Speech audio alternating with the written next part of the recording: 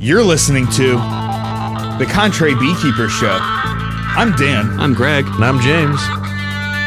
Join us as we journey into beekeeping while we learn to be the change, one hive at a time.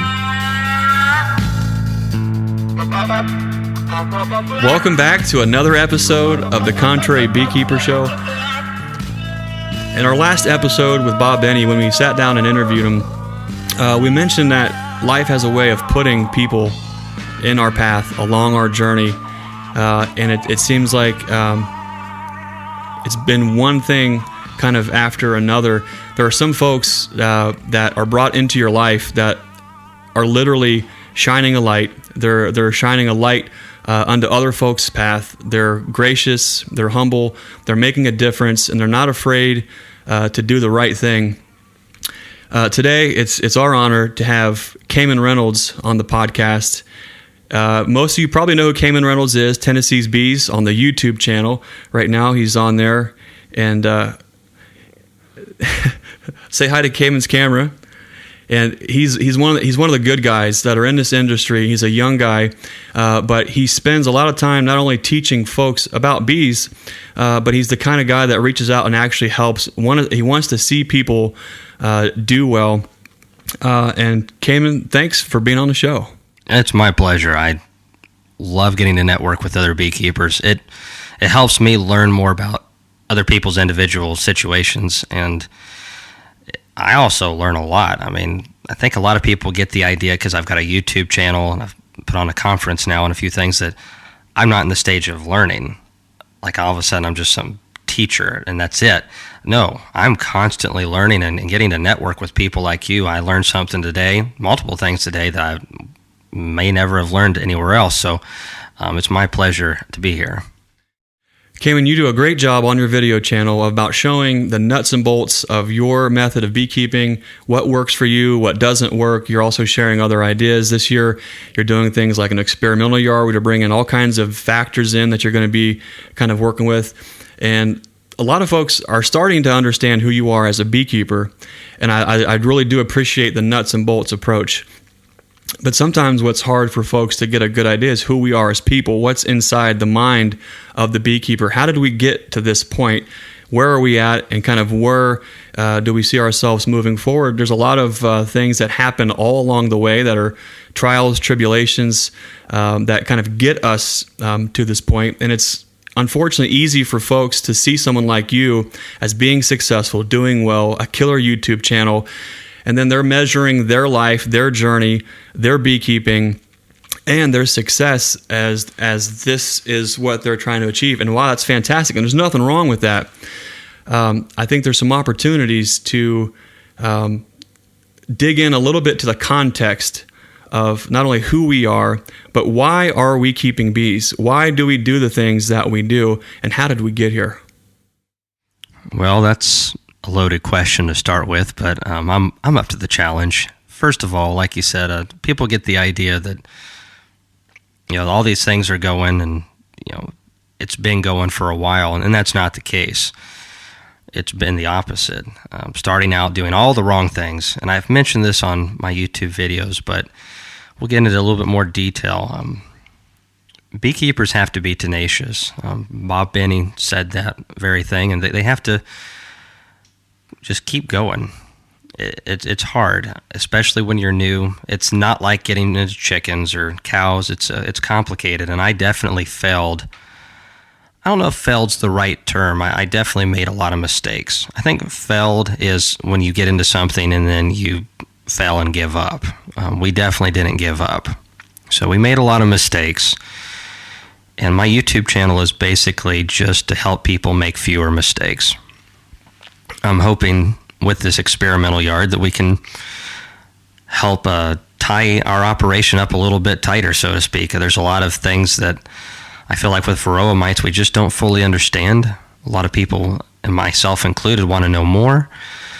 But as far as starting out early, we definitely just had a really rough go of it. There were so many times, hundreds if not thousands of times, where Laurel and I just looked at each other like, should we keep doing this? And it was just a money sink, for lack of a better term. And we just pour money into it, and we eventually got out of that. But that's what my YouTube channel is all about, is being successful with bees. We all love it. They're so fun. My worst days in the bee yard, in the grand scheme of things, compared to other jobs that I've done, whether it's truck driving, working in a factory, or anything else like that, nothing to that level. So even a bad day in the bee yard is a good day to me. And even bee stings can be good for you. So it's apitherapy. It's all about terminology, right, and perspective. But definitely, my goal is just to help other people enjoy beekeeping to the extent that I do. And that doesn't mean you have to have hundreds of hives. You can maybe enjoy bees more than I do with 3 to 5.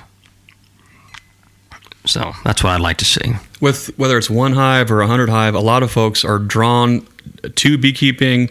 Maybe they even feel called to be a beekeeper. And it seems like the more folks that I meet, there definitely seems to be some folks that feel like there is a calling to be a beekeeper, because while there is the agricultural act of being a beekeeper, there is something special. There's a different kind of a relationship with the bees that you can have when you can't, if you're beekeeping and you haven't been humbled greatly, then I probably want to have your business card and see what those ShamWow secrets are, because that's just quite not the case. I'm sure you've had quite some humbling experiences as you got started. I'm sure if for folks that haven't caught your whole story on your YouTube channel, how did you get into beekeeping, and what were some of the greatest hurdles and pitfalls that you had early on? Well, so just like any good marketing, it takes about 3 times to make a sale. And it took about 3 experiences with bees to make a sale with me. When I was a kid, I'd say probably about 7 or 8 years old, we went to a museum, and they had in the one huge wall these hexagon cells with pictures of larvae and bees and different things, honey and pollen in there. And that always really stuck out to me because it was just so alien, for lack of a better term, especially to a kid that had never seen anything like that before. And I've forgotten a lot of things about that museum, but that one really always stuck out to me. And you could get in those cells because they were probably about 2 feet deep. And, being 7, you could just literally sit in there. They were big enough. I could have taken a nap in that cell. So that was my first experience with bees. Of course, I didn't actually get serious for about another 8 years. And when I was about almost 15 years old. And I ran into this fella. I'm getting ahead of myself. I went to Fall Creek Falls with my dad at 13, and they had an observation hive there at the park, and that really blew me away watching the bees. And if you're not blown away, even if you're not into insects or anything agricultural, if you see bees in an observation hive and you're not blown away, or at least awestruck or even fear-struck or whatever, right, then there's something wrong with you. But so that really blew my mind. But then about a year and a half later, I was 14 and a half, I believe, there was a sorghum festival. I've always loved being outdoors. I always have been into trying to make a business go, even when I was a little kid. I just like creating and doing things and building. So that's what bees do. They're constantly trying to gain and reproduce and be productive. So when I went to a sorghum festival helping a guy make sorghum molasses, there was a guy that had another observation hive. But up to that point, I never had any local honey. I'd only had the garbage from some store or what's in a packet somewhere. And it was absolute garbage. I'm thinking, why in the world would Pooh Bear or anybody want to eat that stuff? It's gross. If that's what bees make, then why in the world would I want to fool with that? Well, there's much more to bees than just honey. But after tasting 2 different types of honey while I was there, I was sold hook, line, and sinker. And I had 5 hives of bees that I purchased a few months later, right around when I turned 15 in October.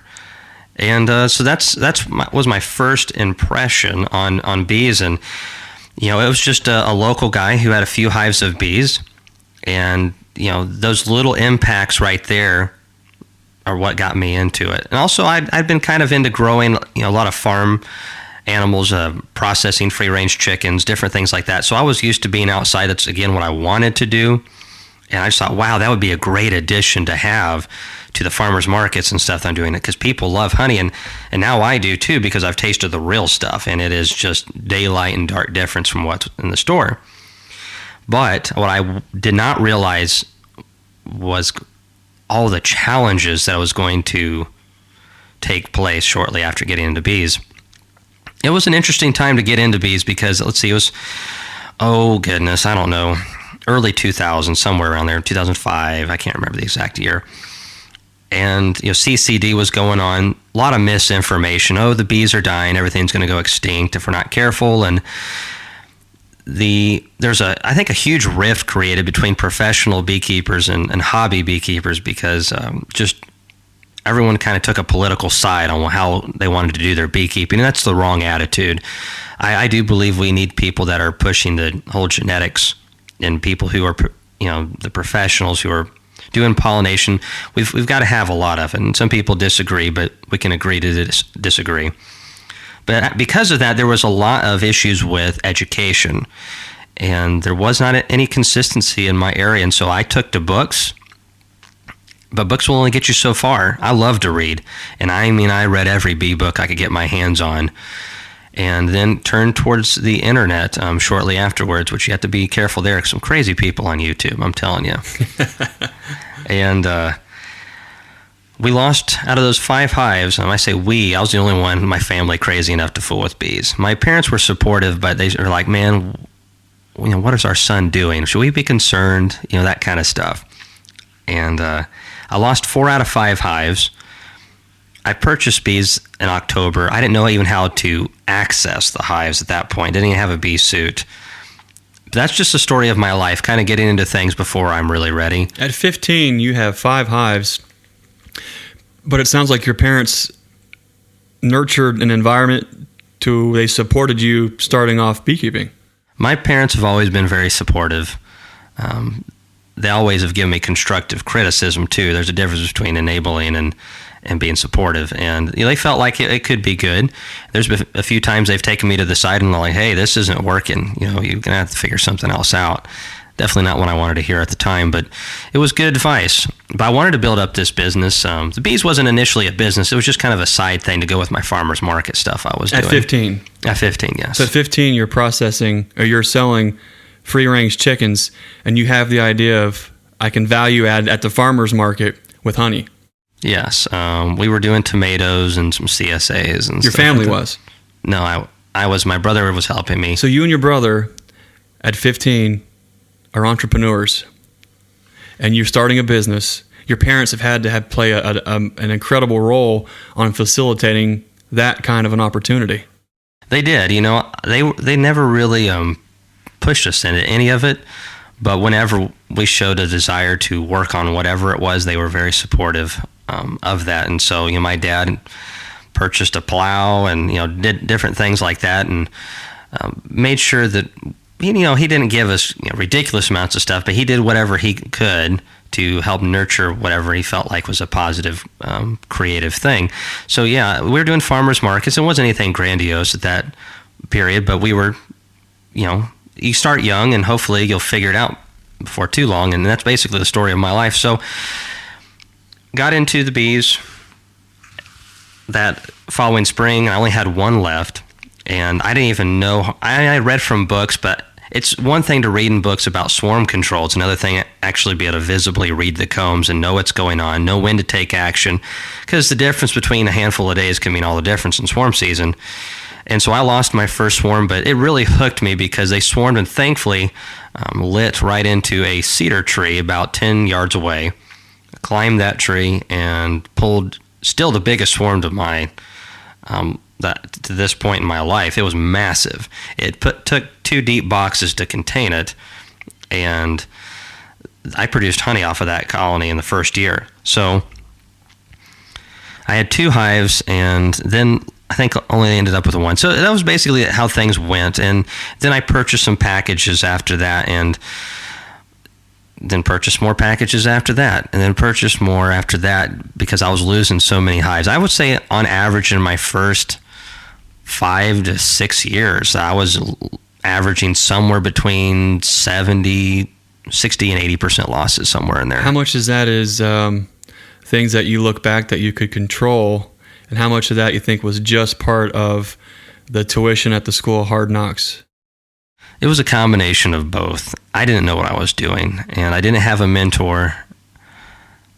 A lot of it was getting information that bees are just going to naturally take care of themselves, because, we need to let things get back to nature. And that really, I was very susceptible to that message. And it's a very common one that's pushed, because I've always been into healthy eating, organic foods. I would love to be able to keep bees as natural as possible. And when you read a lot of the old literature, that's what they did. Right. But they could. Times are very different now. And we have to consider that nature is not always benevolent. And I've learned that lesson over the years in agriculture and in bees. And so I wasn't feeding them sometimes when I should have. So I lost some colonies. I wasn't protecting some of the weaker ones. I was making splits with too few bees to cover the combs properly, and small hive beetles took them over. Some of the colonies, I was never treating for varroa in the early years. And then when I started treating, I was using products that were all natural, and some of those can be pretty rough if you don't use them correctly, like formic acid. I definitely couldn't raise my own queens, and so I was relying on whatever I could purchase, which is definitely hard. It's hard to find a reliable source of queens that actually give you quality. So there's a lot of factors that beekeepers have going against them early on when it comes to lack of education, all these new pests, and also just being able to control genetics, which, as you know, our kind of motto is great queens, dead mites, and good nutrition, which I believe are the 3 keys to overall success. There's little nuances within that, but I didn't understand any of those things at that point, and just literally sinking tens of thousands of dollars trying treatment-free. And I get this question a lot, what have you tried treatment-free? I mean, I've done everything from small cell to only raising. I started grafting queens around the time I was 18, 19 years old. Wasn't probably very good at it till I was probably early 20s, 21, something like that. But I was only raising queens from the survivors. And I was also when I did purchase bees, at that point I was purchasing from treatment-free new suppliers and different things who were supposed to actually know what they were talking about. That's not a one-size-fits-all, though, is it? It definitely did not fit me at all in any size. Maybe it works for somebody else, but they definitely can't get it to work for me. And that's a problem. And that's one of the reasons why I don't promote treatment-free beekeeping, as far as why I don't teach it, is because, one, if I can't do it myself, what in the world am I doing teaching? You can't replicate it. Yes. And it's got to be something that you can duplicate. And I've literally got tens of thousands of people that watch my videos, and they want to keep their bees alive. And whether you're a treatment-free beekeeper or someone who believes in crushing the mite souls, which I am one of those, you want your bees to be healthy coming out of the winter. And I don't see any good reason to let bees die. Even if you're trying to go for treatment-free, why let your bees die? Just identify the ones that are not quality for genetics, treat them, and remove them from the test or whatever you're trying to do, and keep them alive.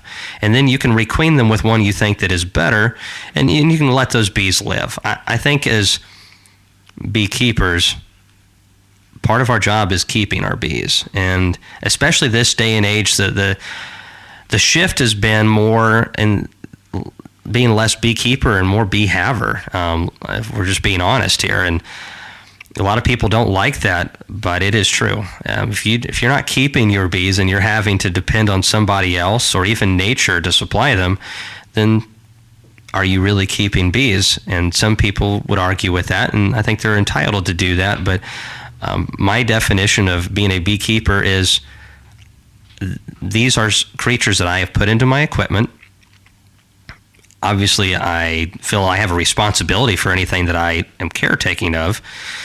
And so, to the best of my ability, I am going to help them not only stay alive, but to thrive, just as I would any other. That's a huge difference. It is a big difference. And I don't, if I have a dog or any other animal like that, I don't want to see them suffering from worms or anything like that, and mange and being miserable. I want to see my bees in the same condition. The reason there's a big disconnect, I feel like, with people not treating bees the same as they do dogs and cats and horses is because you can't visibly see it and almost until it's too late. And a lot of people don't get in their hives enough to even know it's happening. What I think you and I come from similar starting points into agriculture, regenerative agriculture, holistic agriculture, permaculture, whatever name you want to call it, but trying to get back to the land, try to farm in a way to where we're mimicking nature rather than working against it.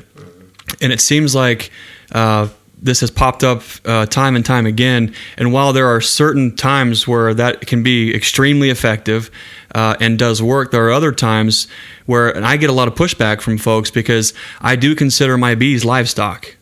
I consider it animal husbandry. You know, we had a situation when we were first going down the road and farming and raising animals for our own family table. You know, before I had the experience, I had the mentality that if I have pigs and if I'm going to farrow and I'm going to breed my own stock, well, if that pig gets sick, I'm going to let her die because I don't want those genetics on my farm. Now, that was my thinking early on before I had pigs. Everything is completely different when you're actually in the context, when you actually are responsible and you bring those animals to your place. And not only there's a certain amount of responsibility you have to another life form, there's that aspect, but there's a certain connection that you have when you're working within nature. In that, when you are the steward of that land, some folks take that responsibility a little bit different, to where we could argue that, well, farmers that are raising chickens in CAFOs are doing the best for those chickens because they're medicating feed and they're doing this and they're doing that. And it's one of those arguments that are never ending. But it seems like a lot of the mentality, for me personally speaking, thinking about animals like I did, to where if they're sick, then we call them and they don't exist in our context.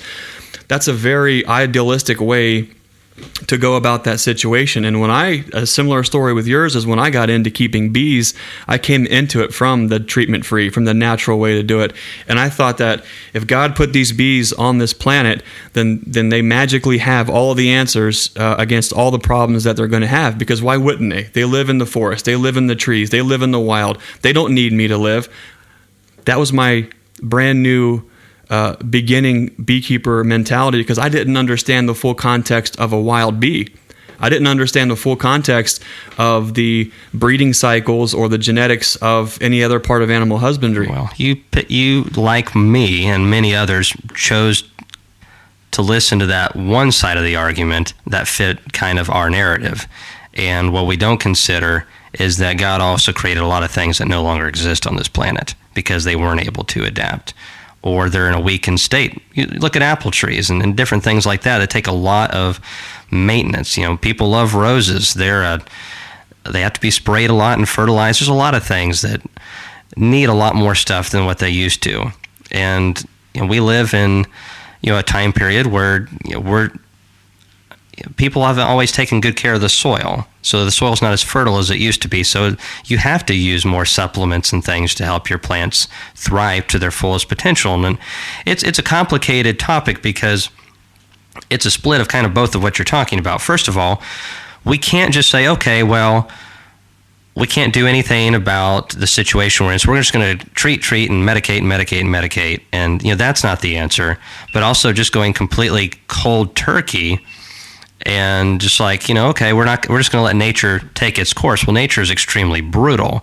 So I think as beekeepers, we've got to actually find that middle ground, that fine line as much as possible. And there's going to be some variables there, and people can choose for themselves what exactly that means.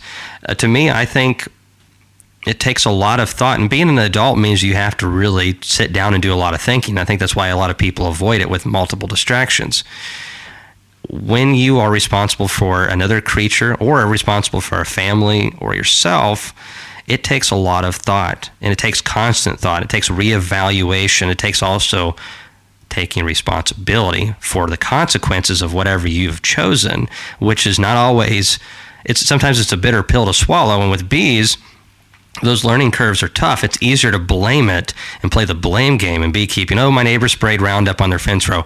Obviously, that killed my bees. Or, oh, somebody else had varroa mites or less resistant bees, and they mite bombed my hive or whatever. Well, I can't control anything about what my neighbor does. And I've gotten rid of that mentality. I focus on what can I control, and I focus on that really hard. And the more I've done that, the better my bees have done, the better I've done along with them. Where I find the line is, we take it on an individual basis. Bees over time have really done a pretty good job getting pretty immune to tracheal mites. They still cause a little bit of issues, but not as much, but they're very different than the varroa mite. The varroa mites are definitely a lot harder and a lot rougher on the bees, and they definitely have been much harder to breed any resistance for. European foul brood and stuff like that, chalk brood, we totally select for that. We don't use antibiotics.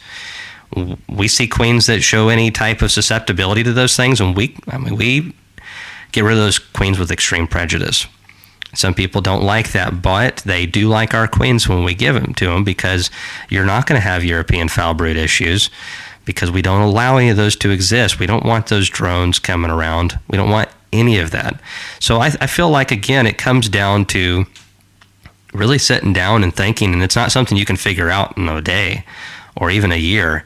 It's a constant evolution of the mind. And talking to beekeepers who are like 40 years my senior or so, who have a lot of experience and are very successful, and I mean successful, they sell bees off because they just have too many of them. It's a problem. Like, all these bees everywhere, because their bees are so well maintained, and they still have that mind where they're constantly learning and evaluating and adapting. And as a society, I think we've gotten away from this. That's one thing I had to learn. I had to change my mindset in my early 20s of, I've got to take responsibility for what's going on. I've got to sit down and stop guessing. I have to know what's going on in here. And first of all, it was learning that I need to feed better. I'm not feeding enough. I'm losing some colonies because they're starving, or they're going into winter with too little, and so they're not building as good a clusters going into winter, or mite problems are chipping away the percentages, or just wiping them out. And I was finding, by and large, that if I had a good, clean colony in March, it usually was dead by October here. And that was very, very consistent, extremely consistent here. And there still isn't very good information on consistent mite control. And that was another thing. Okay, so we realized the mites are the problem. I adjusted my feeding.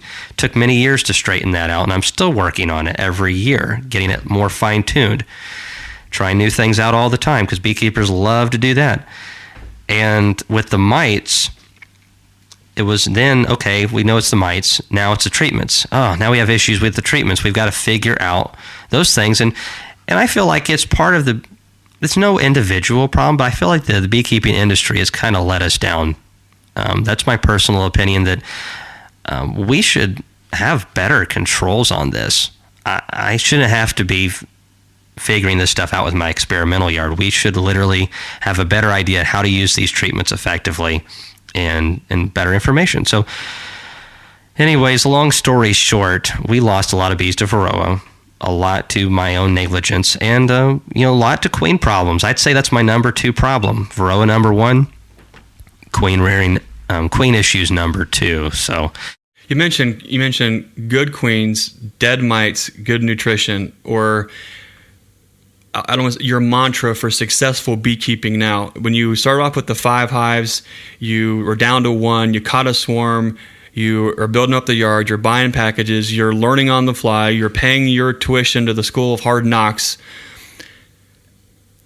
A lot of folks who are trying to grow their passion into a business will find they get to a point to where it just feels like they're trying and they're digging in, but it always feels like it's one thing after another, until sometimes we have a tipping point or a turning point where things, all of a sudden, they start to click, and we start to have that realization like, aha, okay, now I think we're on to something. And then as a launch pad to get us to that next point. And maybe that's backyard beekeeper to small sideline scale. And then from sideline scale, we start to grow, and that's a whole can of worms. At what point do you recall having that aha moment or that tipping point to where you said, "Oh my gosh, okay, now this is starting to catch"? I did, but it wasn't all in one year, but it was over probably a 2 or 3 year period where every year was like, "Oh, we have enough bees alive now. I don't have to buy bees. It's not what we want, but at least we have enough to work with. We can split and get back to where we were. In the following year, we had what we wanted, or really close, and then we actually gained ground, and we were selling nukes because we had too many, the more than we wanted, or we decided to grow. So it really is a combination of things, and again, it's just like anything else in life. It's a little complicated. It's not just one or two things, but getting those bees in the right place, giving them the opportunities to be successful, because nature is not always easy. 2019, we had 140 pounds. We were pulling honey off of some colonies. They were just so good that one of our yards averaged over 120 pounds per colony. It was just a phenomenal year. It was easy to keep bees, except for the fact they wanted to swarm a lot that year because they were filling the hives so fast. So there's always something, and especially the nukes that year wanted to plug out.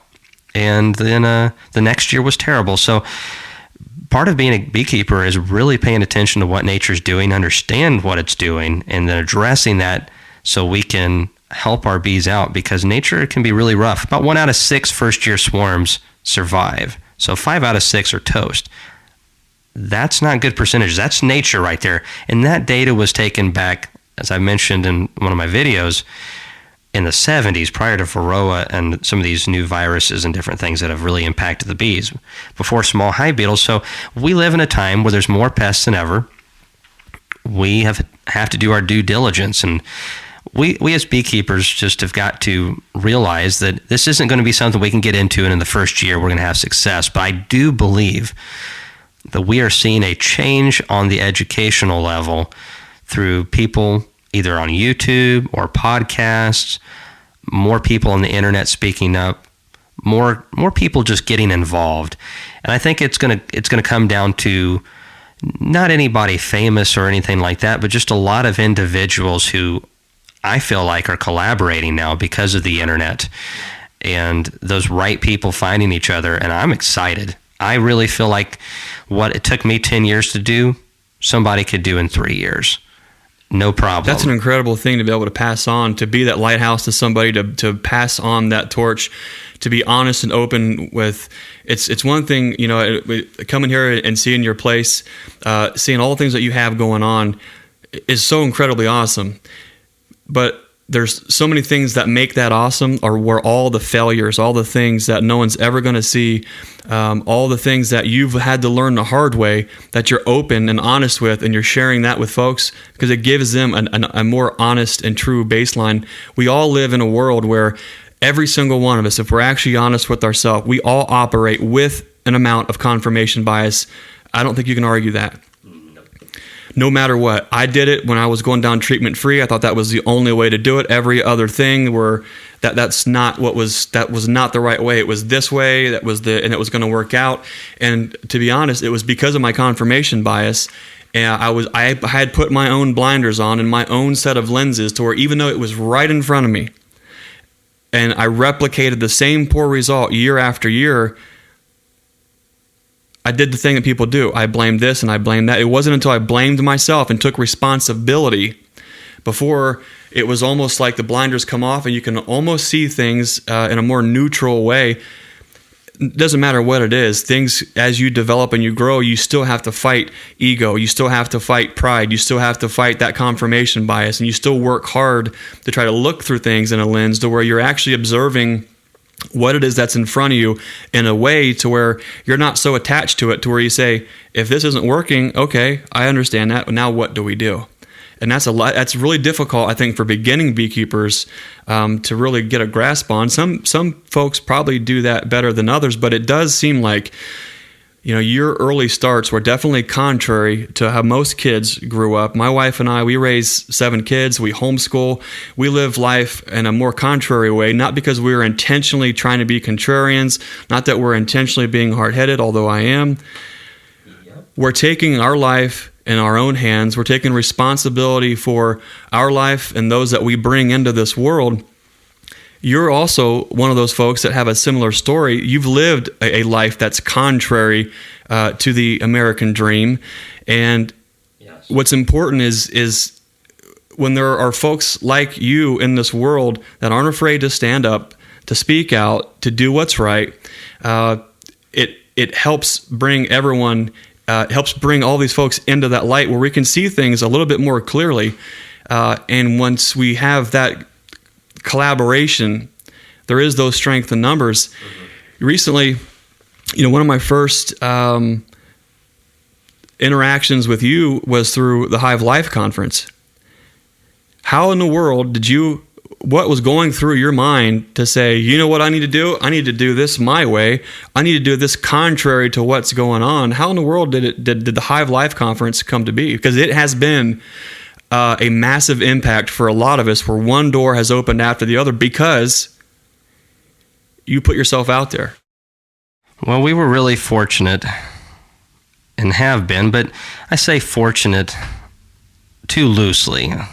We all have bad things that happen in our life. It's just a matter of time before a vehicle breaks down. Something happens. Tree falls on the house. Things happen to everybody. Bad things happen. But I also believe opportunities happen to everybody as well. Just some of us don't put ourselves in place for those to get in the place to take advantage of them. But also, sometimes we don't take them because there's risk involved, or different things like that. And let me tell you, I was sweating bullets with that conference. It was one of the craziest things that I've done, and that's quite something. And you talked about being a contrarian. It's important. If you don't want to live like everybody else, you don't want to be like everybody else, because you're like, this is what, look at the average guys, he's doing, this is what's happening. Why is the world like this? Well, stop being the average guy. Right. Stop living like the average guy. Stop thinking like the average guy.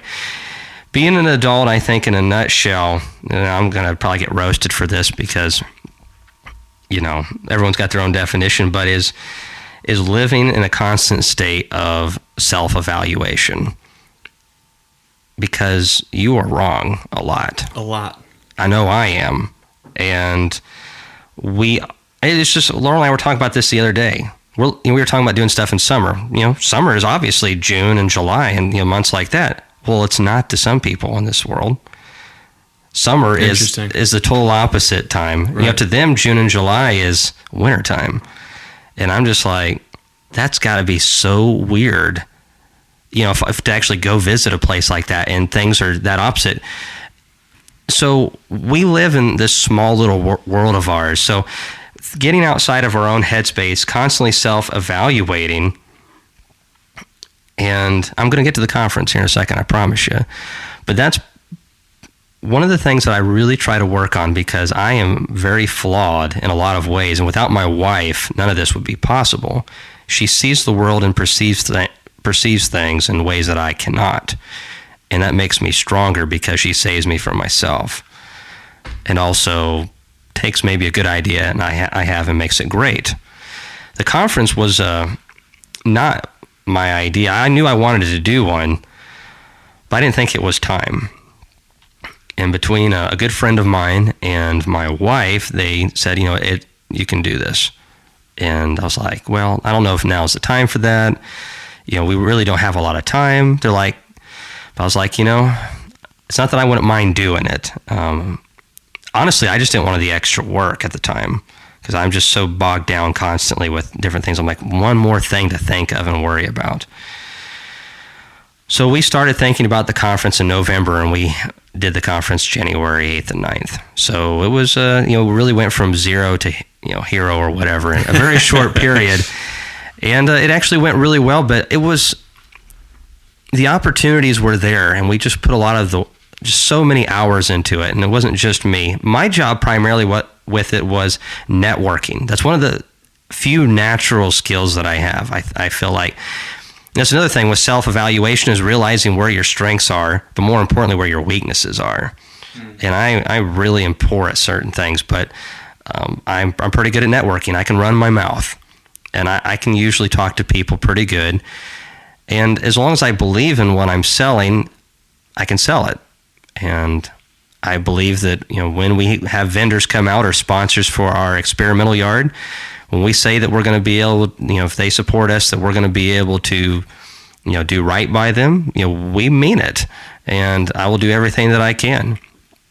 And so we started talking to a couple people. I didn't know 50 people would show up. The YouTube channel helped out a lot. And I was very fortunate to have opportunities to bring Bob Benny, who's a great person. That was one of the things we wanted. We wanted people to show up, Kent Williams, Bob, who were great on stage, actually had practical, real world experience, but also were real personable off the stage. And because we didn't want a conference just to have a conference, we wanted the conference where people, if they needed any information, they could get it here. Whether it was for first-year beekeepers or beekeepers who have been keeping bees longer than I have and are talking queen rearing, we wanted stuff that would actually help people. That was the only goal. And it worked out pretty good because we were able to get the right people. And it was a great experience for me. I learned a lot, got to meet a lot of people. We maxed out the capacity. It was at half capacity, so we couldn't have any more than what we had. But it went great. We could have a conference one day that has 1,000, 2,000 people. Yeah, I'm not saying we will, but if we did, it wouldn't be as precious as this one was. What sparked you wanting to do it? Because you just don't wake up one day and say, hey, you know what I should do? I should put my rear end on the line, my reputation, and my pocketbook. A lot of money involved, that's for sure. Well, Joel Salatin and I talked many years ago, back in 2008. He was a keynote speaker at the SOG conference, and I really like Joel. And his information, he's not into beekeeping, not that I'm aware of, but he's one of those speakers that even if you're a city slicker and you go listen to Joel Salatin, you're going to get into farming really quick. It's highly motivational. Highly motivational. You can farm. Inspirational is probably a better word. Yeah, inspirational, motivational, all that stuff. Sensational. The only thing about Joel Salatin that surprised me, it's kind of like when you listen to a guy on the radio, you hear this big voice and you think that there's this guy that's 6'4" or something like that, and then you meet him in real life and he's like 5'1" and about 400 pounds, and he's wearing Bermuda shorts and flip flops. That's just how we kind of do things. A lot of people kind of get that idea with me sometimes. They're like, wow, you're a lot shorter than I thought you were, Cam. I thought you were a lot bigger. YouTube, get the camera angle right. I get Laurel to kind of hunch down a little bit and make it look like I'm a little taller. But Joe Salatin, I thought he had a big, deep voice, and no, he's a little more high-strung. And but I absolutely left that conference and thinking, man, I'm going to do this as a living. Whether it's beekeeping or CSAs, I'm going to do this. Back in 2008 with a buddy of mine who was also a full-time entrepreneur in the CSA industry, growing farmers markets and whatnot. But Joel, when he got down, I was able to talk to him for a second, and I think he kind of laughed.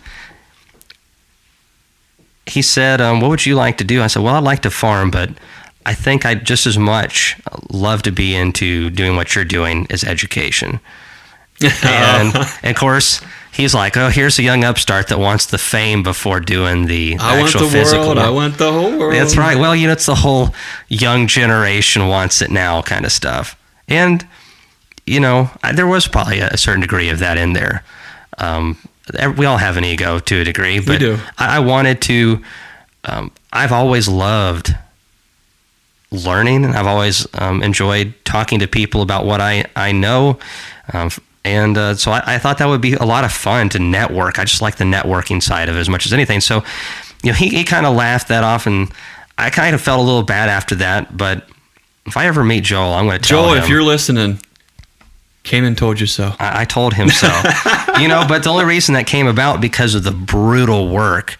I mean, just absolutely brutal years of just no vacations, no days off, just completely destroying your adrenals and even gut microflora and all kinds of stuff because you're just working too many days back to back, and not just like 8-hour days. We're like 12s on the nice side of things. And, I remember several weeks back to back in spring, that would just be 100 hours. And that was just me. And then Laurel was doing a bunch too, maybe more actually with the kids. And, so in order to get to that point, there's a lot of stuff you have to wade through. But so I began scheming about doing conferences back in those days. I always wanted to do something like that, but I never thought I would do it at 32. I thought it would be more like 50. And the YouTube channel helped facilitate that because it's great marketing. I mean, basically I can say, hey guys, I'm going to be here. And it's dangerous. It really is, because I could post something on there that is totally bogus on mic control or something like that, and people literally spend thousands of dollars and then lose their bees because it's a totally baseless claim that this works. And it scares the living daylights out of me, to be honest. But it is a powerful marketing tool. And so I can say, hey guys, I'm going to be here.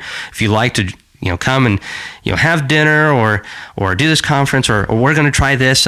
It's easy to get the word out to the people. And the people that watch my channel and follow me obviously are more like-minded type people, because I'm pretty open about how I feel on most things.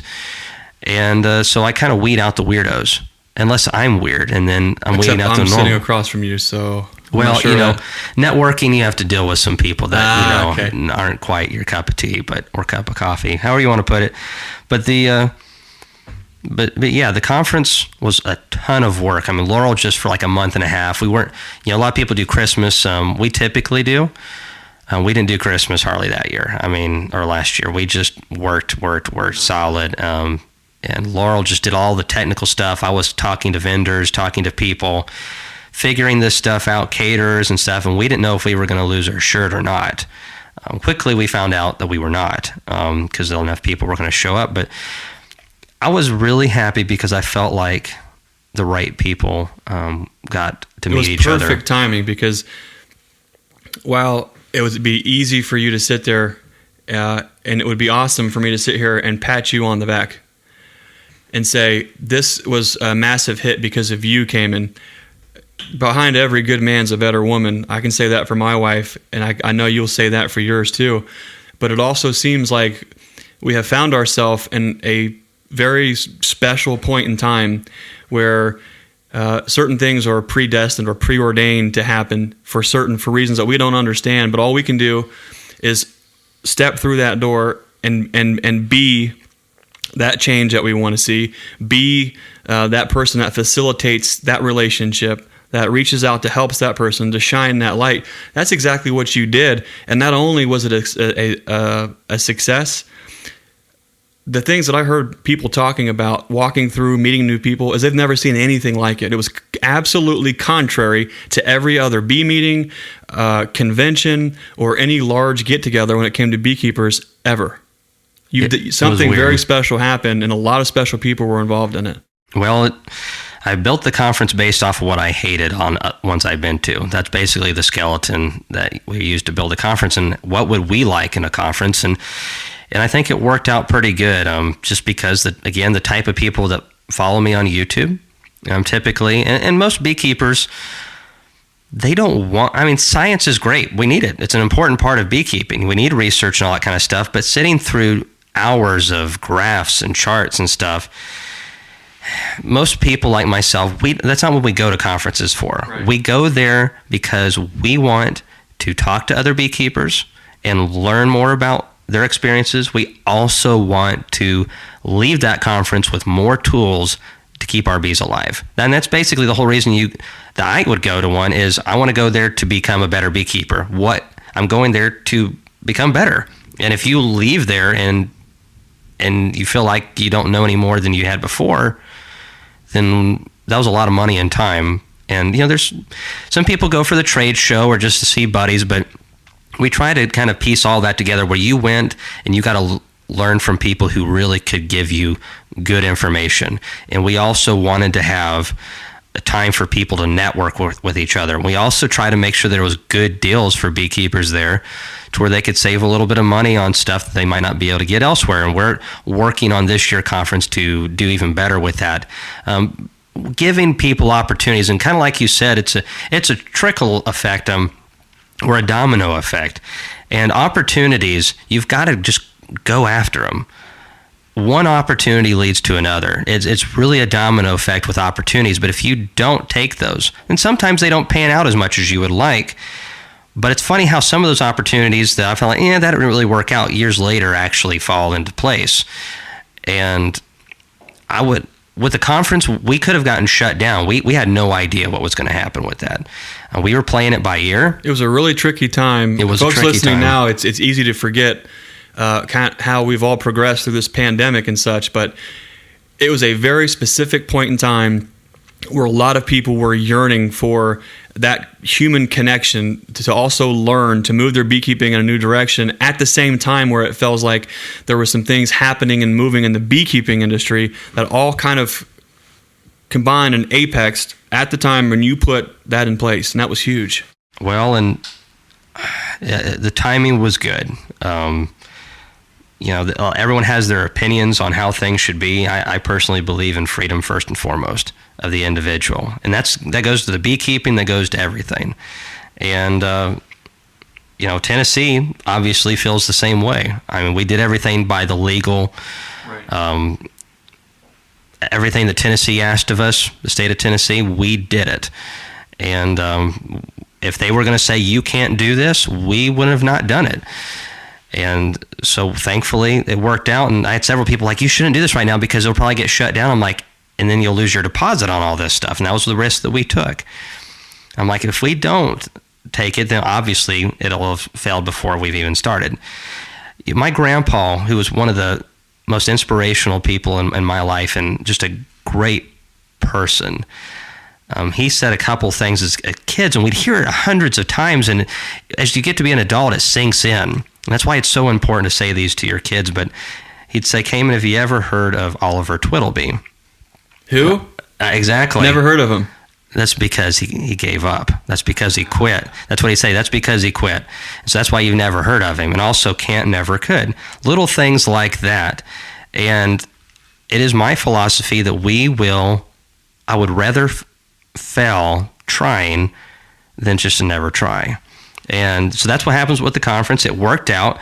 It was great, and it's been a big deal for us, and I think a lot of other people. It's been a big deal for me. I've been able to network now with so many different places, and it's going to be a hub, if I have my way, for great information and great networking, and that's so vital. As an individual, just think, if someone gave you a beehive and said, okay, here it is, you're closed off from the world. Oh, man. You have no information. You've got to start from scratch and figure this out. You would spend your entire life trying to figure out what I can do in a year of networking.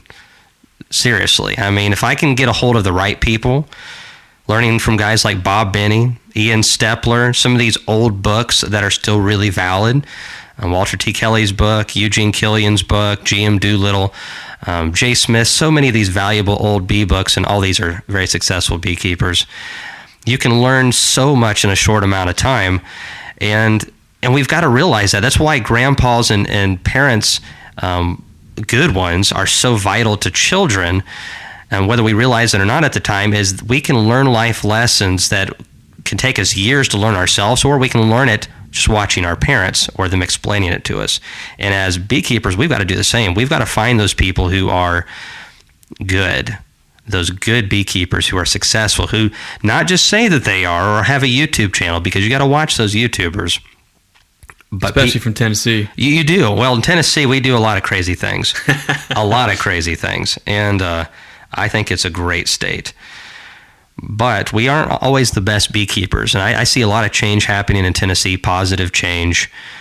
But we have got to constantly look and move forward and spend a lot of time. If you're a new beekeeper listening to this, spend a lot of time sourcing your information. Reconfirm and then confirm again. That's the huge thing. That the person you're learning from actually is good. There's so many people who are popular who are terrible at keeping bees alive.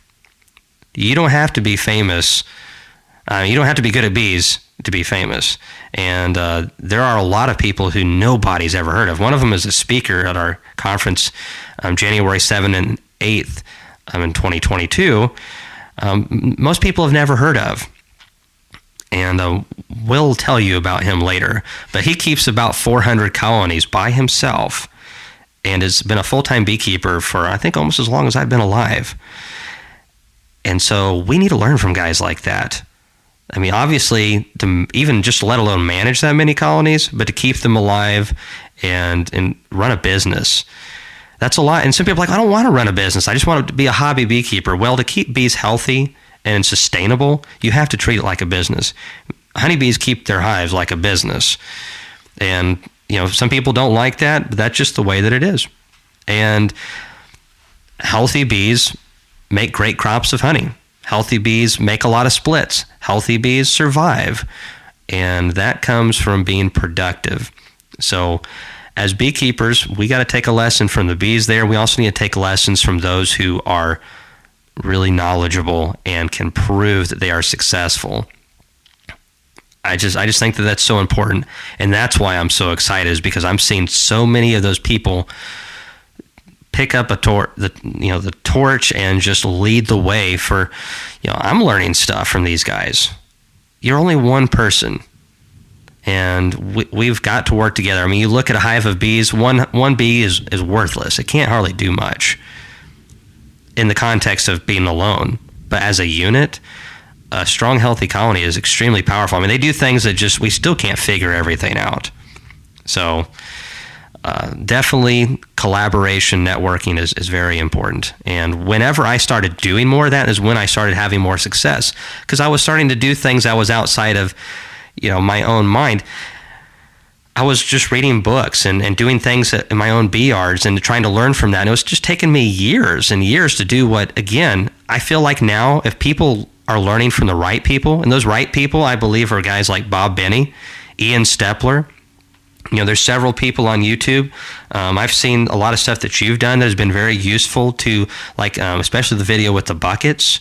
I learned a lot of stuff about buckets. I had no clue that there was so much detail into bucket feeding.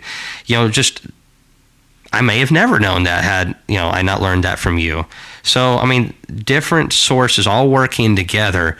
We literally, I think, can, through collaboration, put ourselves decades forward. And we must do it if we are to get the beekeeping industry where it needs to be. And we're going to.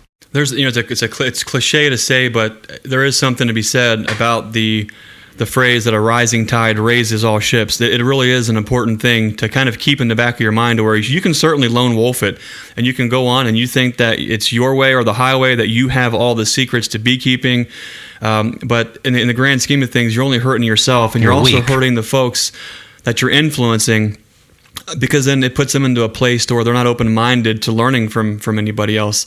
The fact of the matter is, we are all learning. If we're not all learning from each other, we're not going to get anywhere with our beekeeping. And if we're okay with that, if we're okay with constantly stumbling over ourselves or our thinking, then that's fine. But there is something to be said for the man that spends his life learning until the day he dies.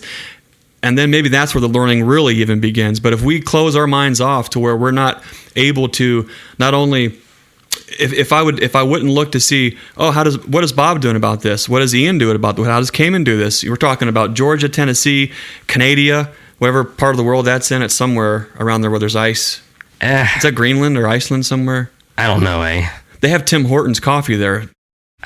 That's the only warm thing up there. I was going to ask Ian. I think I asked him on a live chat. I really can't figure out, does he live right next door to Tim Hortons, or is Tim Hortons actually sponsor Ian Stepler? Because every time I see that rascal, he's got a fresh Tim Hortons cup, and he's sipping off it like he's got a fresh piping hot cup of Timmy's coffee there. Well, if they don't sponsor him, they should. But in all seriousness, I think that the reason Ian has to work so hard is because he blows so much of it on that stuff.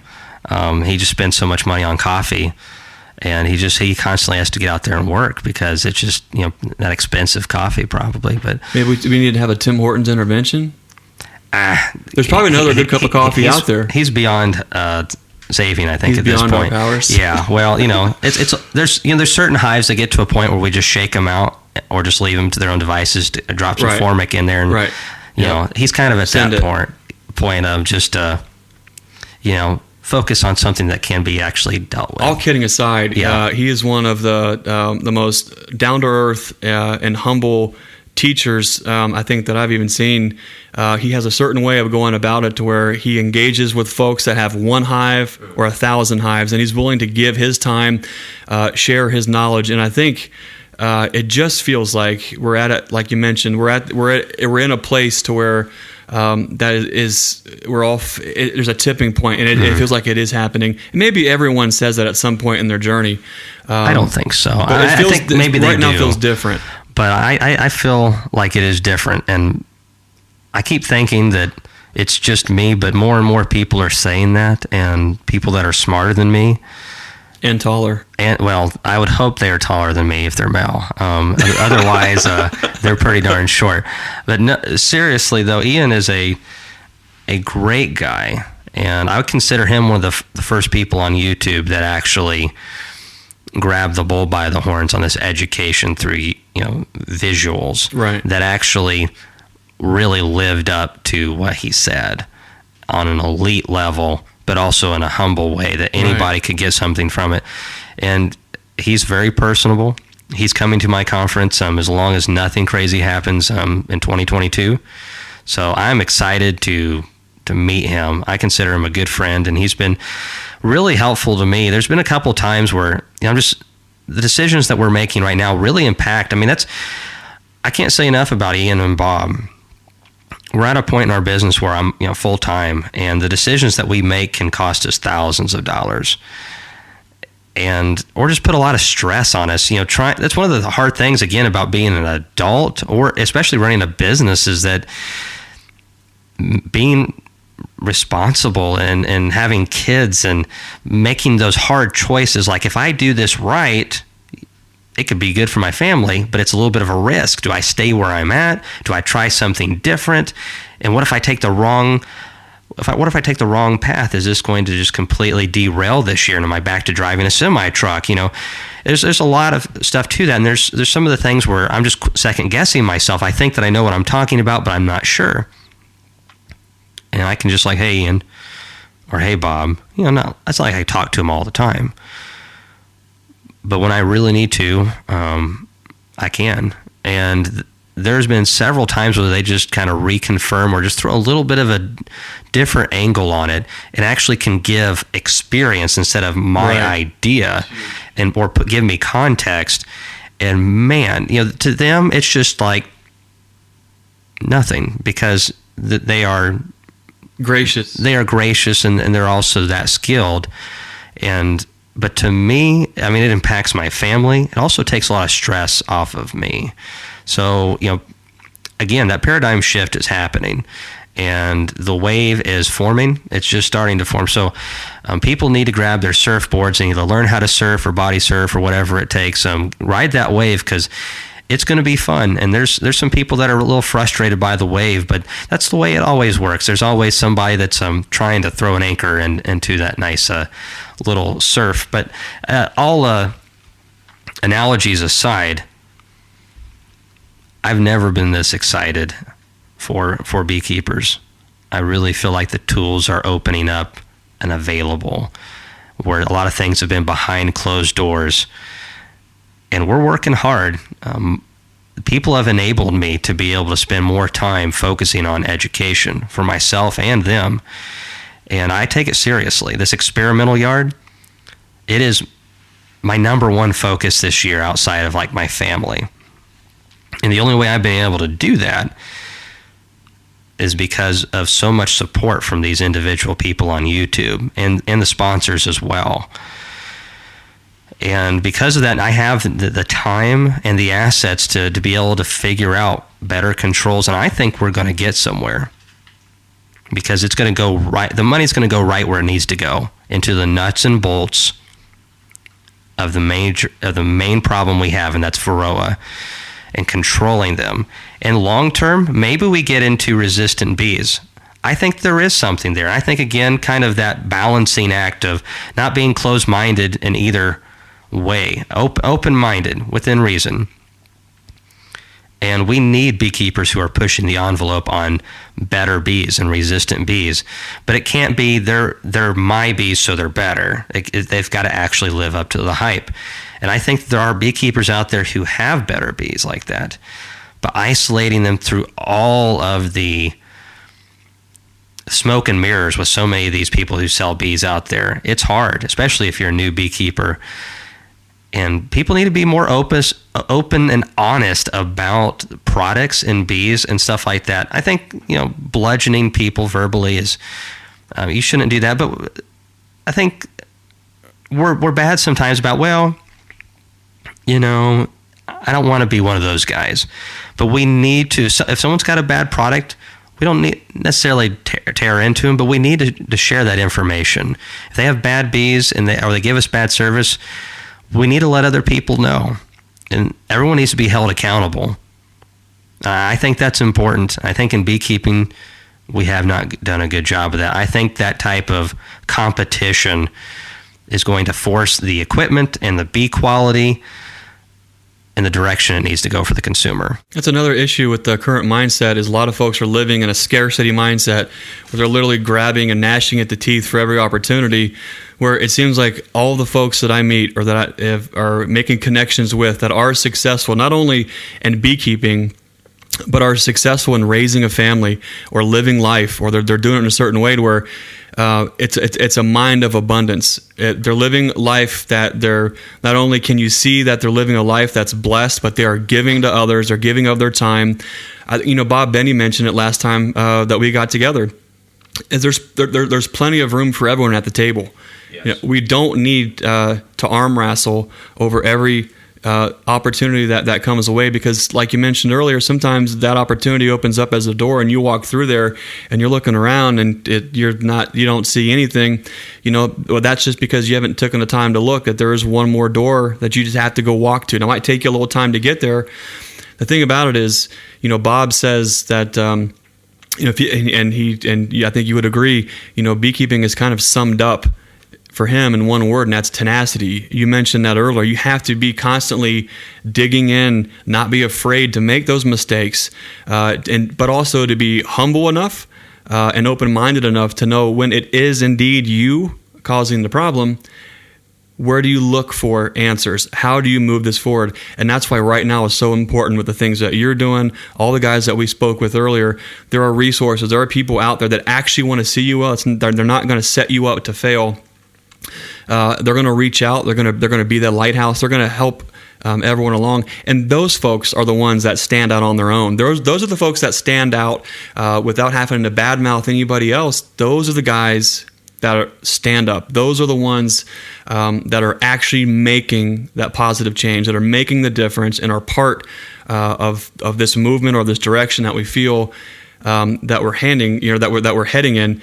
There's guys like you and myself and everyone listening. I would think if they're probably in tune with a similar thing, is we're not only trying to set up. We're not only trying to keep our bees alive and keep our apiaries in the black and trying to grow our businesses. We're actually trying to lay out the foundation for our kids, for our grandkids.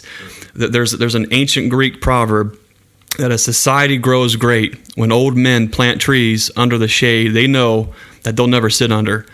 And I think if a lot of us had that mentality to where we're not just constantly trying to rake in the coins, we're trying to lay the groundwork out for the next generation, for the next person who needs help.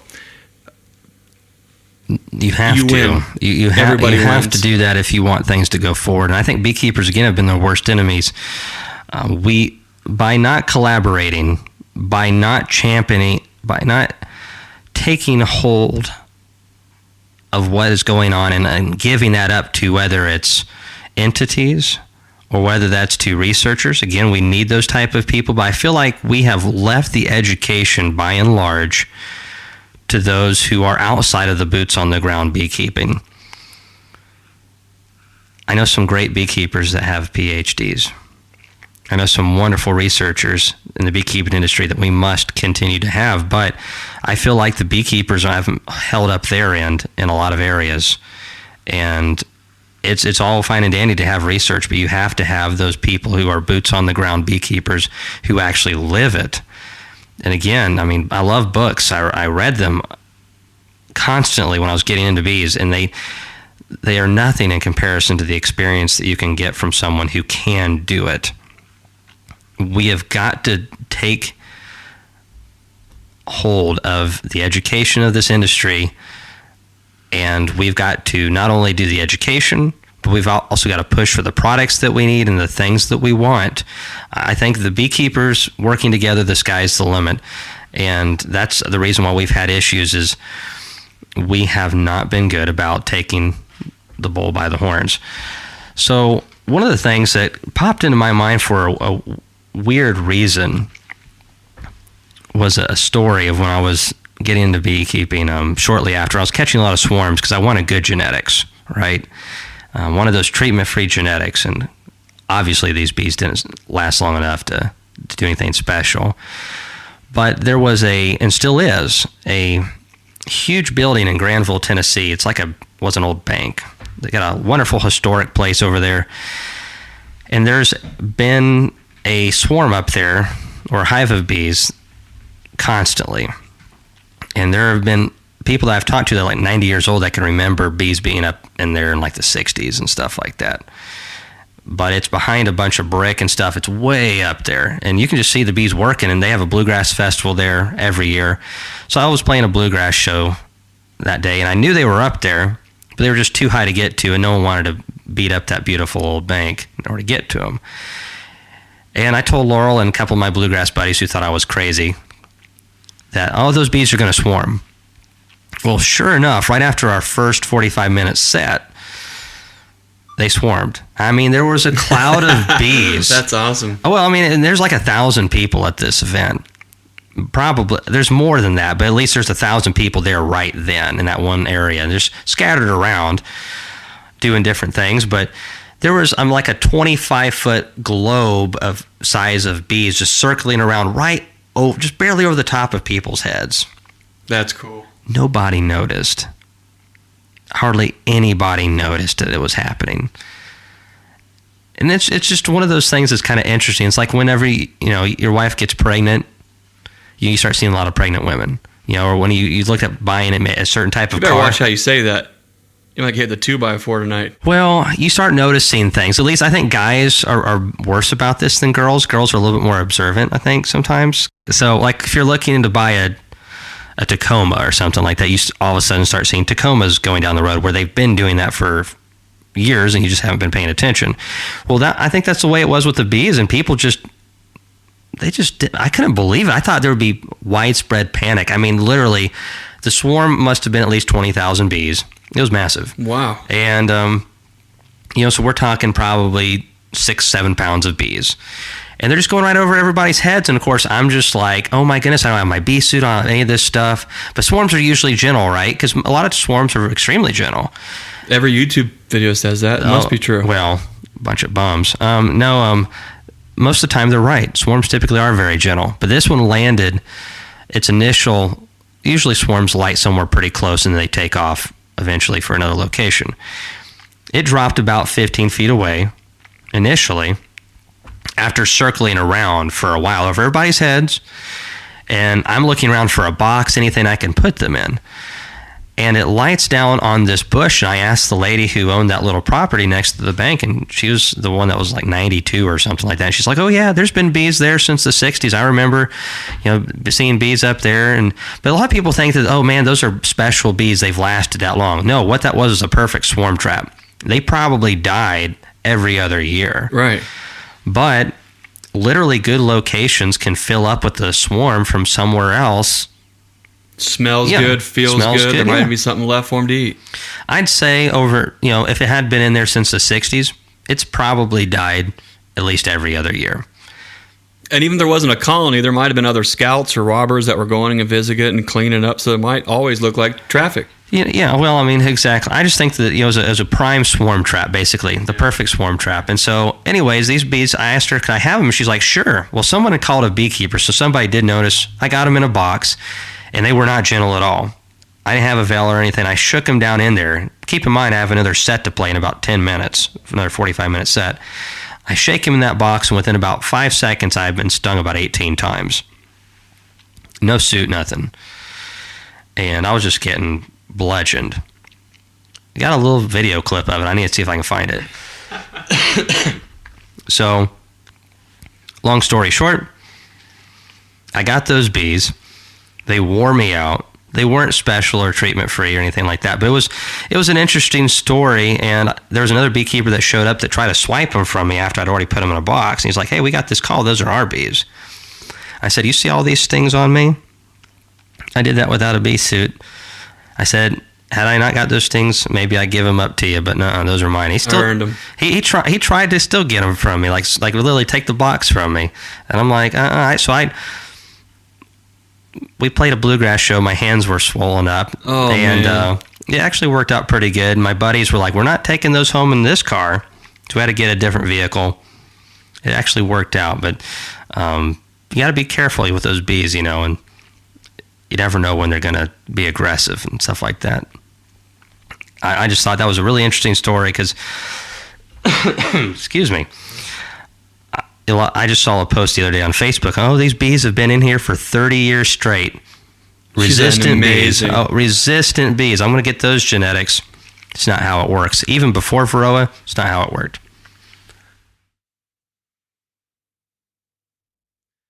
Well, it's interesting because we all, I think, have to, if we all arrived to where we think we want to be, we want to say it would take the fun out of it, but we wouldn't grow as a person, as an individual, or even collectively if we all just poof, we end up being a successful beekeeper. It's definitely if you start off to be a beekeeper and all you want to do is become a successful beekeeper, it might be a challenging way to look at it. But if you look at it as to where you are definitely open and available to fail, and you're willing to dig in and work through it, do the work, reach out to others for help. I mean, I think you really can start to get a little bit of momentum and put yourself in a place to where maybe that is where you want to go. Some of us even find out that as we go down this path, what we initially thought we wanted to do, who we work with, the type of bees, the entire approach can also massively change. And so if we let ourselves be open to that as it kind of makes itself known to us, then there's literally limitless opportunities. But if we off the cut say we are only going to have treatment-free bees, and if we can't keep them alive, then we're not going to keep bees, well, a lot of us would never kept going. Yeah. Well, again, I think that there is better opportunity than there has been since I've been into beekeeping for people to get some ground speed right out of the gate and start good. You're going to fail. It's part of it. People fail with chickens and stuff too, so you will with bees, and that's those lessons are important. Which are crazier, bee people or chicken people? Well, a lot of them were chicken people or still are chicken people. That's Chickens true. is like a gateway drug for It is a beekeeping. gateway. So, That's true. Beekeepers are kind of an odd bunch, but I really like them. Those that stick around with it, and especially those who really put the work into it. Just a lot of respect for them. They're a lot of fun to be around. Bees are a lot of fun to be around. So my greatest fear in life, and I've said this before, is boredom. You don't get that with bees. No. So that's one of the reasons why I'm a beekeeper. It's like this spring. I mean, this is my 18th spring or whatever it is going into with bees, and I'm as excited. I think I'm more excited this year than I was in my first year, and that's saying something. I absolutely love it. But things are getting a little bit more efficient for me, and we're getting back to fun. There were several years where, the fun was gone. You have to be careful starting a business. You can ruin beekeeping, turning it into a job. I recommend, get 5 or whatever your number is, 3 hives, whatever. Be sustainable with it. Be successful. And then grow as you can grow the operation. I'm really not a huge fan. I wish I could go back and say this to myself and change my mind, though I probably wouldn't have listened. And would have just done just that. I would have been years ahead. But yeah, the bees can take care of themselves as far as growing the operation if you keep them the way that they need to be kept. And it is totally a coexistence, I really believe, between human and bee. We can give them the best life that they can ask for if we know what we're doing. I truly believe that. Nature is pretty brutal. I don't want my bees to suffer. I don't want my bees to die. I'm definitely not getting the losses of only 1 out of 6 first-year swarms survive like in nature. I'm low side getting 5 out of 6 to survive. And then if you count all the splits I make throughout the year and sell, I'm actually gaining ground every year. So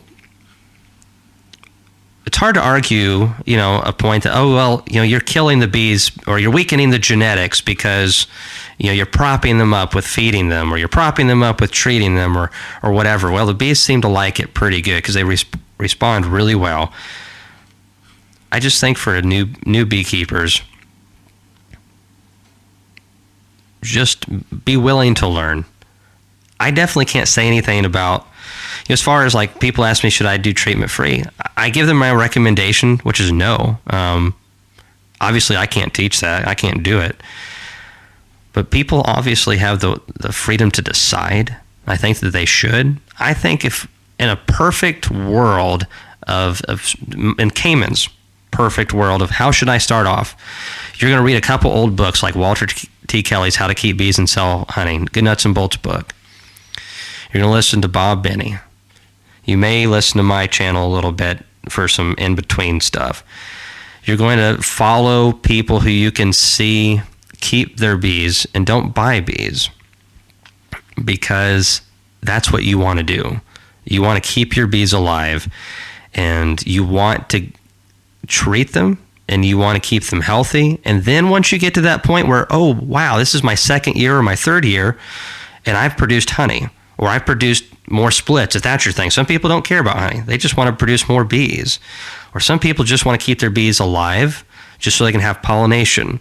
Maybe just a little bit of this or that. Whatever it is, beeswax, some people love that. Whatever your definition of success is, you have to have alive bees to do that. Getting to that point where you have those healthy bees coming out of winter, and you can do it in a couple of years. Now you know how to repeat that. You've done it a couple times. Then if you want to start going into a little bit more natural side of things, knock yourself out. We need people who are going to push these boundaries. You have to have people that push the boundaries. But at the same time, you can't. I tried to reinvent the wheel when I first got into beekeeping. All these professionals were saying, you can't do this.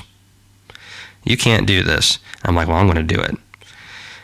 Well, you know why they said that you can't do this? Because they had tried, and it hadn't worked for them. And life is complicated, and it's hard when you're a teenager to always listen to that older person advice, because obviously you've lived longer and you know better. As a teenager, we're bad about that. And that's why teenagers kind of get made fun of a little bit by adults, because all of us were teenagers at one point. Right. But the difference is, at 32, I look at the world from a totally different viewpoint, and it has totally changed my beekeeping. Again, all it takes is 1 or 2 years of success, and most beekeepers stay into it indefinitely. Keep building on that. One thing that you do with your channel, or guys like Ian and Bob, is they don't say, you can't do that, so don't do it. What a lot of guys are good at saying is, I can't do it, and here's why. Because then you can take that back to your context, try to figure out why, first and foremost, why do I want to have bees? And then start to get a rough outline of the context in which you want to do that. That's going to help you gravitate towards the folks that can help you along that journey. Your YouTube channel, for instance, you do a live chat every week. Oh, maybe twice a month. And what I always thought was incredible about that is you are literally fielding, it seems like, hundreds of questions. And you're taking the time out for folks and answering the questions that you know, questions that you've answered a million times before, but you're still engaging and putting that effort out. And I know a lot of folks appreciate that. When we put the word out that we were going to be sitting down with you, of course, we had some listener questions. I've got 3,472 questions, but We are sitting at your family's dinner table. We only have time for about 2,400, so okay, let's get to it. Let's shoot. Before we get going, thanks again for having us in your kitchen and your home, opening up, sharing your life's journey in beekeeping with us, and also everyone listening, because it's these kind of conversations that I really do think not only inspire folks, but it motivates them to keep moving, to keep pushing, to be tenacious, and also to be that lighthouse for others. So thanks again for having us here. Well, thank you. I'll just say one more thing is, again, it's that tenacity. Anybody can do what I've done. I truly believe that I don't have any special talents as far as like this separates me from the pack because, Kamon has a special skill in beekeeping. There's none of that. It's just I don't stop trying. And I think anybody who can do the same, you can actually probably do way better than me. I know beekeepers who literally got the right information and did in 3 or 4 years what it took me 12 to do. And we're going to see more and more of those people. I know we are. So everyone just needs to, even if you lost all your bees this last year, you're going to do it. Just keep at it. All right, how about those questions? Okay. Terry Bishel asks, what got you into beekeeping? All right, so I mainly just seeing the bees work. I already loved agriculture quite a bit. I think I've explained this before on my YouTube channel as well, but basically, I saw a fellow that had just a handful of hives, had 2 types of honey. It was totally unlike anything I'd ever seen. It tasted amazing, totally different from anything in the store. And I just thought, wow, this is a great product that I could have at the farmer's market. I wanted to be involved with these creatures and to learn about them. I always just, everything that's outdoorsy, I want to know about it. I want to be a part of it, or at least learn something about it. Even if I don't do it, I want to learn something. So, bees obviously are one of the coolest creatures in the world. So it didn't take much. After seeing them work in an observation hive or two and tasting that honey and seeing the impacts that they had on people in history, we don't see as much today because we have so many synthetic waxes instead of beeswax, and we have, artificial sugars and all kinds of sweeteners. But back in, you don't really have to go that far back in honey and beeswax and all these things. I mean, they were vital. And still in many countries who don't have the economic structure that we do, they are revered and prized. So, after doing a lot of reading and stuff, I was just blown away by the bees, and I just had to be a part of it. And so I started when I was about 15, and it has just been more dominating. I got out of everything else I was doing over time just so I could focus more and more on the bees because it's just such a awesome thing. As you've grown your business, Terry McCarsky asks, well, what is the biggest hurdle in growing your business? You are your biggest hurdle. Getting a little deep there. That's good. But seriously, you are your biggest hurdle. You are limited. You don't have enough education. You don't have enough experience. And you've got to find a way to address those things. We trip over ourselves a lot, don't we? We do. Well, and sometimes we listen to the wrong people. And the biggest obstacle in getting the business up is really the core. First of all, you got to have your mindset right. But that also impacts the core of beekeeping, which is keeping your bees healthy and thriving.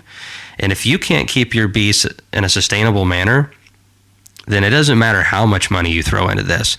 Bees are really dynamic.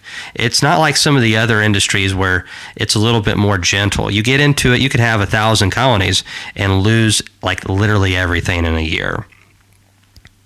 And you could just totally lose your shirt. And I urge people not to get in over their heads.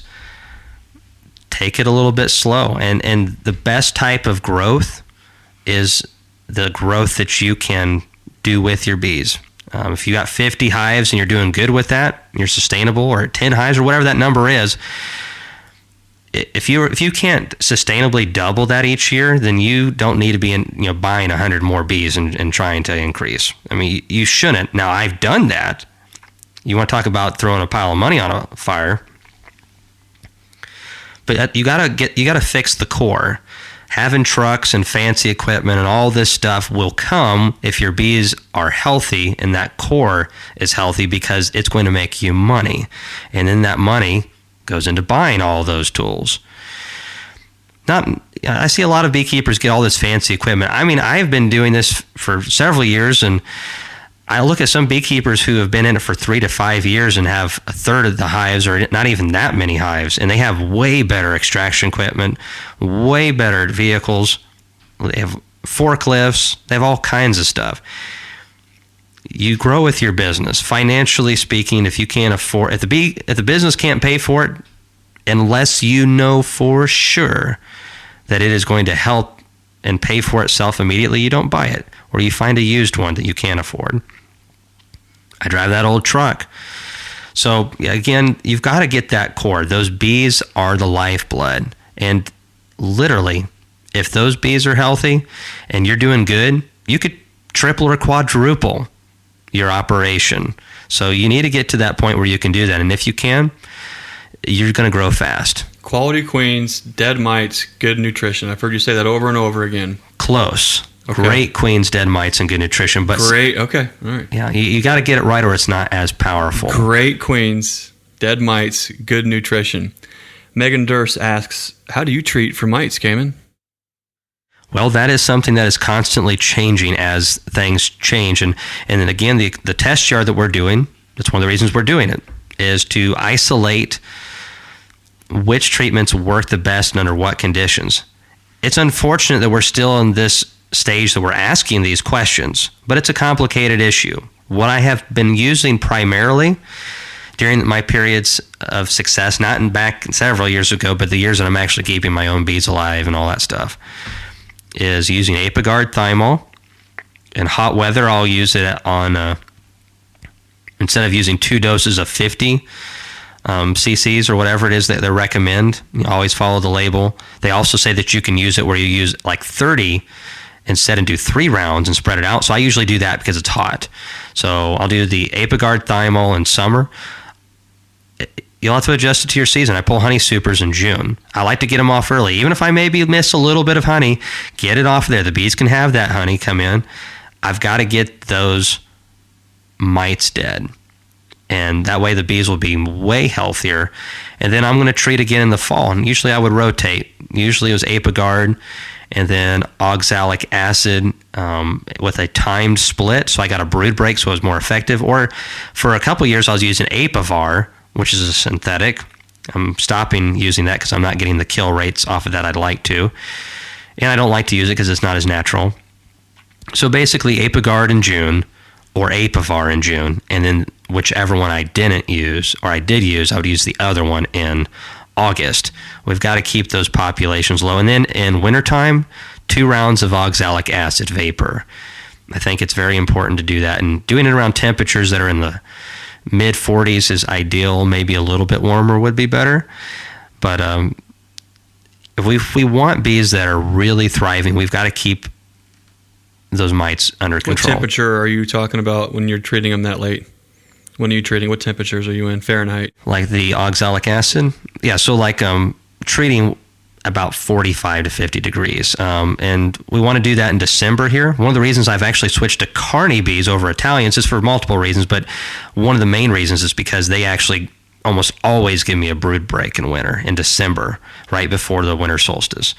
And that brood break is so important at killing high percentages of mites. My Italians, on a mild winter here in Tennessee, which can be very, very mild, December can be easily 50 degrees on average, I can have a frame of brood, and all those mites, by and large, are going to be in that brood trying to reproduce and affecting the colony. So I like those carnies so I can get a nice clean kill. Unfortunately, most of our management is into controlling those mites. But yeah, that's what we do right now. Dead mites. So speaking of quality queens, Tim McCandless asks about your availability of queens this year. And if you have some available, he promises he's not going to kill them again. Ah, okay. Well, I've said that before about my queens too. No, our availability, we don't really take a whole lot of pre-orders. That's the problem that we're at right now with the business, is between the YouTube, conference, networking, stuff like this podcast, running our bees, putting in a new bottling system, trying to handle all that. I can't juggle pre-orders. Can't do it all, yeah. I can't do it all. And so I do plan on selling hundreds of queens again this year. But I also have contacts that some of these guys already are like, hey, just let me know, man. Count me in for 25 again this year. And, UPS is who I ship through. It's like 45 minutes away. So, I can't sell like go all the way there for 2 queens. I just can't do it. And so we don't really take pre-orders. I don't like doing that because it puts a lot of stress on us. So I'll basically raise the queens. I'm like, all right, I've got 100. And I'll put the word out. And thankfully, I'm in a position where I can sell those pretty easily. When the time comes and I have extras available, Facebook, I'll announce it there. I won't do it on YouTube because I'll just get filleted if I say, hey, everybody, I got queens available. And then it's like, oh my goodness. It's a good spot to be in. It is. It's frustrating. We have got to find somebody like Ian has, like Carrie, somebody who can come in and do a great job and produce those queens. We have the bees to be able to produce probably about 2,000 queens a year, but someone's going to have to just like totally, it's a full-time thing. Full time, and they could do more than that. I mean, honestly, but I just don't have the time to do that anymore. And that's where it kind of gets hard, is that I could probably raise 1,500 queens a year and do a little bit of honey on the side and sell some nukes, but then there's no YouTube channel, there's no conferences, can't do it all. There's no test yard, that's for sure. So that's taking up a lot of my time this year. So it's a sticky situation, pun intended. Speaking of the test yard, I know you're going to have a lot more information on what it is exactly that you're doing in the test yard. We have a mutual sponsor with Premier Bee Products. Do you have any initial thoughts on Premier's plastic foundation? Well, I do, and I've used several types, and I really try to be honest. And so when I saw I've heard about them for a while. You just hear rumors about companies and whatnot. So, I heard, another plastic foundation company. Like we really needed that. Right. Honestly, I felt like we didn't. So I'm like, good luck. I don't wish them any ill will, but there's already, Acorn, which I've done business with, and I like their product, and other companies out there that, will get the job done. And so I didn't think much of it. Well, a couple of, the beekeeping guys, this is where the YouTube channel comes in handy for me, is they start throwing information my way, and eventually some of the stuff sticks, and some of it's actually really good. And they're like, what do you think of Premier? I'm like, I don't know. It's a plastic foundation. And I had a friend of mine who's like, hey, man, you really need to check this out. And then he's like, hey, let's see if I talk to him about being a sponsor for you. So I thought, like, that'd be fine. Foundation is foundation. Well, I got them, and they're different. They have more cells. That's the number one thing. It's huge, especially if you're like me. I think it's huge for everybody. But if you're running a single brood management system, we produce honey on colonies that have one deep box for brood. So the queen only has that one 10-frame box. So compared to the right cell that I've been using, I literally get like 5,500 or something like that more cells in there. That is huge. And that really is because it's all about swarm control. That queen doesn't need to run out of room to lay, period. So the more, the merrier. And then if you think that's up there in the honey supers, that can really contribute. So that was what really kind of surprised me the most, is, oh, wow, I can get more cells. Because that affects the bottom line. It really does. Especially over the course of 300 colonies. That's a lot of bees. So there's that, but also when it arrived, I've ordered a lot of foundation. I've actually waxed my own foundation for many years, just roll it on and whatnot to give it extra wax, and this is the best smelling stuff I've ever. That's what I was going to say. It's great. When I spoke with Jeff sponsoring the Contrary Beekeeper Show and also the Nature's Image Farm YouTube channel with Premier Bee Products Foundation, and he does a very good job of articulating why it is that they're different.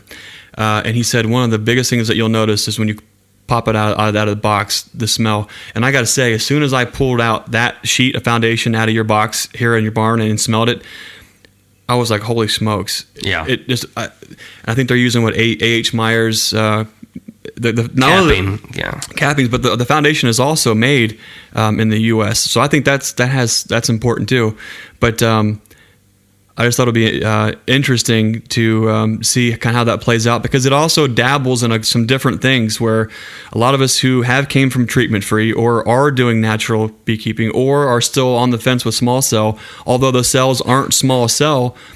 Like Jeff says, they have a thinner cell wall. There's over 3,000 more cells per frame. That's possibly, more cells for honey or more cells for brood. That could actually be something that is a force multiplier in a hive, where one change or one little component can actually make a big deal.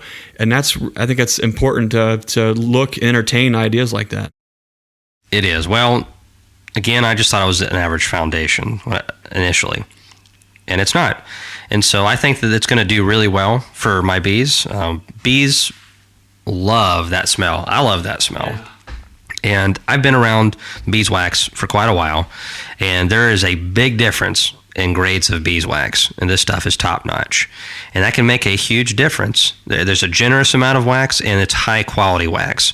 And I think the bees are going to really appreciate that. I haven't yet to try it out, but all indicators look really positive on trying that out in the test yard. It could be a force multiplier. And we were talking about tools and growing a bee yard and things. Bruce Brown asks, have you been using the Hive lifter? I have, just a little bit, and it's crazy. There's been several things that I've purchased this winter, and I haven't been able to use much because we're just go all the time, and just having a hard time finding times to make videos on certain things, and also just to be able to try some stuff out. I've hardly used that lifter, just a little bit. I really like what I'm seeing. It's going to be in some videos this year. It's made up in Canada by a guy named Boris, and I haven't got him to say moose and squirrel for me yet, but I'm working on it. And but on all seriousness, it seems really nice. I want to do a good video on it when I get things set up. It's going to be an adjustment on how I have my bee yards, because I've got to set my bee yards to work with the lift. Things aren't very level around here, but I'm excited. I think it's going to help me out a lot. Again, it's not one. I'm tired of doing videos where I just kind of, here's a video on it. I want to make sure I'm very methodical, and I definitely want to use the product for a little while, but I think it's going to be awesome, and I think I'm going to be able to suggest it for other people to buy without any reservations. You do have a lot of hives here that are palletized, and I have seen some two-way pallets. Michael Jordan asks, what do you prefer, or what's better? And that's a loaded question. Oh, yeah. Well, there's a four-way or a two-way? Oh, none of those things are better. They're all good. It depends on what I guess it depends on your definition of what you want. Four ways are obviously better if you have a forklift. It's more efficient. And if you're doing the pollination game and you're moving bees around, then two ways are not the best way to do it. Obviously, two ways are a possibility, though, and it all depends on your operation. That's kind of the cool part about beekeeping, is you can tailor it to your desires, your creativity, or your specific situation. I love the two-way pallets because I don't have to get, this lifter I got from Canada. We're looking at the ballpark range of, shipping and everything, $1,700-$1,800. It's not too bad, especially for what I'm doing. I can pick up the two-way pallets. I can pick up individual supers with it. It's got two different attachments, and the two-way pallets are very manageable for me to be able to use that lift. If I want something that can pick up a four-way pallet, I'm going to have to talk into some big dollars bucks. And something to move a big piece of equipment like that. And that's just not the type of operation I have. I love the two-way pallets, though. They're more stable than just having like a single bottom board. They can flip over easier or just different things. So I think the two-way pallets actually can be made cheaper than a regular bottom board as well. They're tougher. I think they're great. I've been wanting to actually put together a video on how to save money and build these things, but I just have not had a chance to edit that and put it up yet. But I love the two-way pallet system. I think more and more hobby and sideline small professional beekeepers are going to go the two-way pallet method. for sure. But 4-ways, I've got about 10 4-way pallets that I use, and the only thing about the 4-ways that I don't like is you can only access them from the sides. Where the 2-way pallets, you can go out from the sides and from behind. Right. And a lot of people like to work the beads from the sides only anyways, but sometimes it's handy to get it to from behind as well. And especially when Laurel and I are tag team in a hive, you can have one person on the side, one person behind it, and it's really easy for that. So again, personal preference, but we're going to see more 2-way pallets in the future, I'm confident. Kamon, I want to say thanks again for taking the time out to sit down at the family table and let us into your life, into your beekeeping, and share with us your journey through beekeeping. Where can folks find out more about Kamon Reynolds moving forward?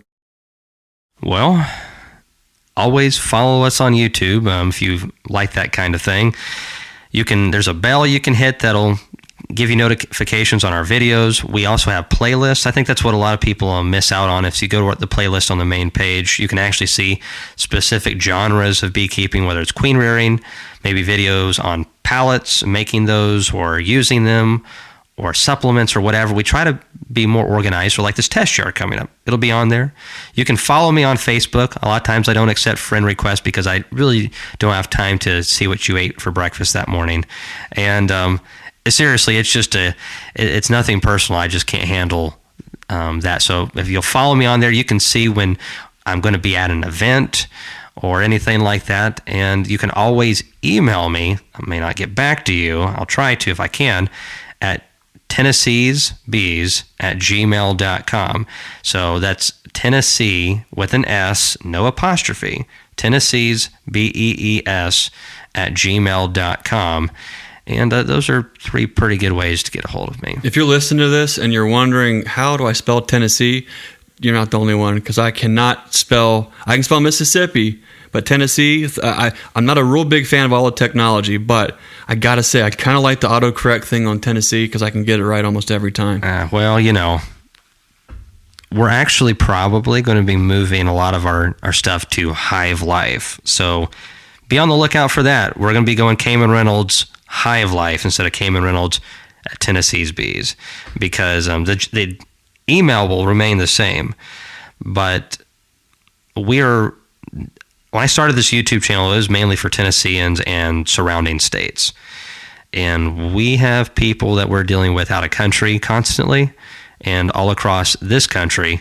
So we really feel like we needed to change the name for multiple reasons. And our conference is called Hive Life. So that's a change that's going to be coming up in the near future. So you can probably still type in Kamon Reynolds Tennessee's Bees and you'll find everything, but that is something that you'll see change in the future.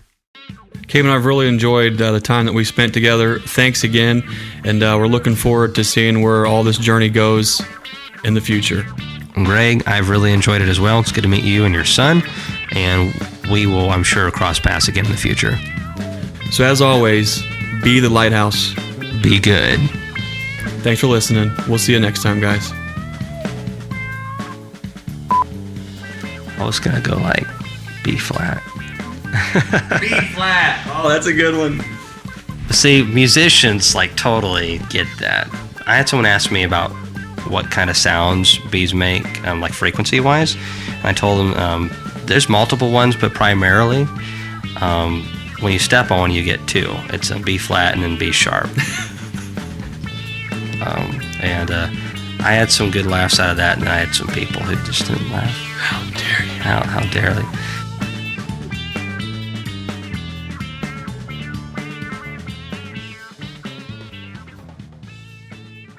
Hey, that'll work. How about that?